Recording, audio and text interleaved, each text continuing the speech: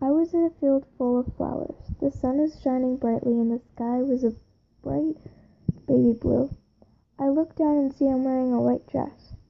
I walk around in the field of flowers only for the sky to get dark and gloomy. What's happening? It was just so peaceful. All of a sudden, a bright flash startles me and I start running, hoping to find a place where I can take shelter for the evening. I come across an old broken home, but I guess it's have to do for the night. The smell of rotting flesh is the best way to describe the smell of the house. I walk up the stairs of the house only to find a blood trail to a room. I follow it, hoping that whatever lays behind that door isn't dead. I take 4 deep breaths and open the door, only to be greeted with a horrific sight. Right there in front of me was a family ranging from the age of 6 all the way to maybe 32. There were 5 bodies, all which were stabbed multiple times in the chest. Their throats were slashed, and their intestines were all tangled up and mixed together in a mess. But on each of the bodies there was one simple bloody rose.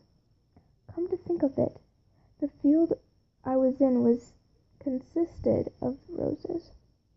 I look up at the wall and see in the victim's blood the words "bloody rose." I start to get scared, so I look down at myself to see something I wish I never have seen again. On my dress were bloody handprints and streaks. I was covered in blood from head to toe. I let out a shrill sounding scream and ran out of the house, only to see even more bloody bodies. I break down and fall to the ground, crying and thinking, why did I do this? This isn't me. I get up and run. I run away from everything. I look around to find myself back in the field of roses, drenched in sweat and blood. I stare at the sky. I hear a low chuckle, deep chuckle, coming from the woods. I quickly looked over. I see a figure emerging from the woods. He was wearing a suit. What would a businessman be doing out here? I thought. I haven't seen his face yet, since he's covering it with a shadow. When this mysterious man walks out of the shadow, I scream, This man is faceless! I hear some static and a loud screeching noise before something goes black. I wake up from my dream, or should I say nightmare.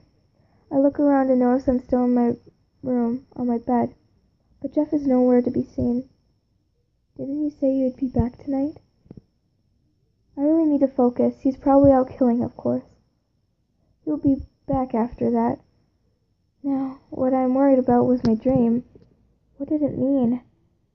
Was I all bloody because I killed those innocent people? Was I Bloody Rose? Granted, I love roses, but I would never, ever call myself that. And lastly, what was that faceless creature? The end of my dream. It's just too creepy. Maybe Jeff can answer my questions when he gets back. I have faith that he didn't get caught, but what if he did? I'm seriously worried about that. I don't know why, but I'm so worried.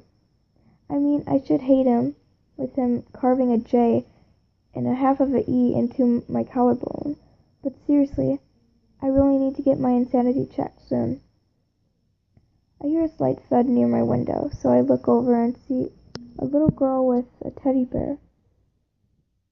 What is she doing here?